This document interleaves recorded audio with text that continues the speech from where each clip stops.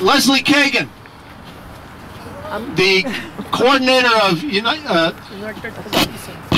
United for Peace and Justice in New York City. I've known Leslie a long time. We had a demonstration in 1997 at Cape Canaveral.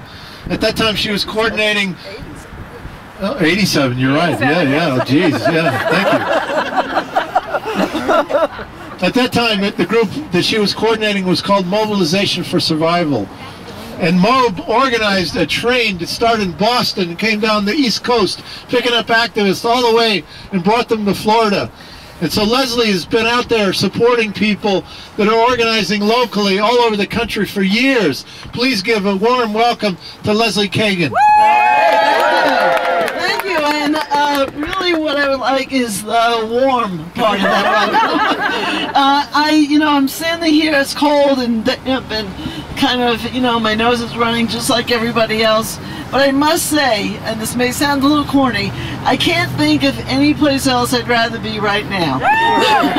Because there are times, there are moments, it doesn't matter how many people you are, you just have to stand at the right place at the right time. Yes. And this is the right place to be today. Yes. What we know, though, is that as we stand here today, we also need to take the energy that's keeping us warm and keeping us going back to our own communities. Yes. That periodically we need to come together and we need to energize each other, we need to learn from each other, we need to get the information, but then we need to take all that back home and keep that work going, because just as what goes on here is not limited to here, this is a global reality on the other side of this fence.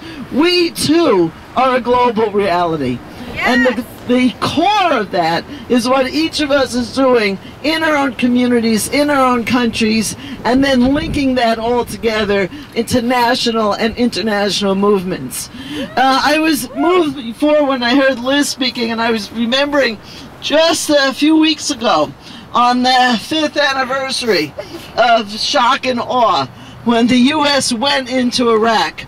It's actually impossible for me to wrap my head around the fact that we are now in the 6th year of this war that never should have happened, this war based on lies. Yeah. Anyway, on the 5th anniversary, on March 19th, a number of us were in Washington, and there was a whole day of civil disobedience and direct action all around town.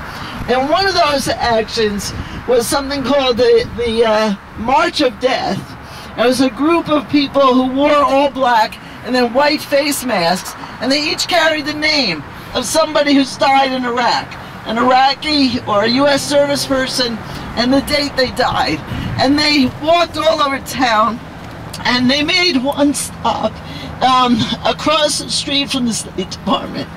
And I wasn't there, so this is secondhand, but they stood in front of the State Department, and then a few of them went across the street right up in the front doors and lied down, and nobody moved them, and they were able to stay there. And as they got up, and while they were there, more and more people who work in the State Department were looking out the windows, and some were coming outside. And as they got up from their little die-in, a number of the people who work inside the State Department applauded them. Now, I don't know what they do with that. I don't know what those people do when they applaud and then go back in there. But something is happening deep inside this country. And that's what we have to hold on to, and that's what we have to build from. And finally, let me just say, because you all know everything we're all saying here, that's why we're all out here. But when Frank was talking before about stepping over the line, I started to think about the people who have really stepped over the line, about George Bush and Dick Cheney and Rumsfeld and Gates, and you know the crowd, you know all of them, Colin Powell and Condoleezza Rice, and the leadership of the Democratic Party and the leadership of the Republican Party. And most critically, let us not forget for 1 minute, those corporate powers that pull the strings. After all, what is this StratCom in the service of? It's not in the service of military action just for the sake of military action. I mean, some of them are cowboys and that's all they think about. But really what it's in the service of, and the people who have really crossed the line, are those privately owned corporations that are doing everything in their power to control the world's resources and to control the people of the world. For what end? For their own private profit. And we have to find a way to teach that lesson, to help people understand how all these pieces fit together, the military, the government, the corporations, how it all fits together, and how we are the only force on earth, we the people of this earth, that can stop that can turn it around and change this world to the better. So, thank you. Great job, Leslie. Leslie Cagan, thank you very much.